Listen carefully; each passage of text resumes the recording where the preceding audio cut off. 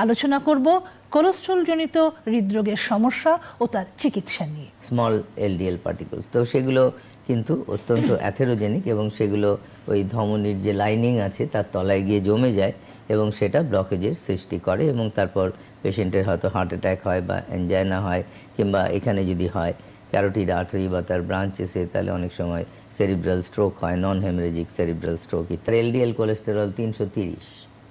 তার কিন্তু 5 বছর বয়সে সে এসে বলে যে ডাক্তারবাবু, চলতে গেলে আমার বুকে একটা ব্যথা হচ্ছে এবং দাঁড়িয়ে গেলে ব্যথা কমে যাচ্ছে। অনেক সময় বাচ্চা তো অত বোঝেও না, খেলাধুলা করতে পারে না।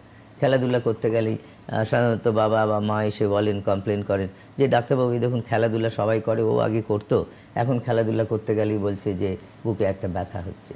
তাদের এই 400 এরকম, এটা হচ্ছে ফ্যামিলিয়াল হোমোজাইগাস হাইপার কোলেস্টেরলিমিয়া। সেটা অলিভ অয়েল, ওই ধরুন সেদ্ধ জাতীয় জিনিস, অলিভ অয়েলটা কাঁচা দেবেন, মানে রান্নাতে গরম করে হাই টেম্পারেচারে দেবেন না, সের জন্য সর্ষের তেল। আমাদের দেশের অলিভ অয়েল হচ্ছে সর্ষের তেল, কেন ওটা মনো আনস্যাচুরেটেড অয়েল। আর তার সঙ্গে আপনি অলিভ অয়েল কিছুটা অল্প 1 চামচ খেতে পারেন।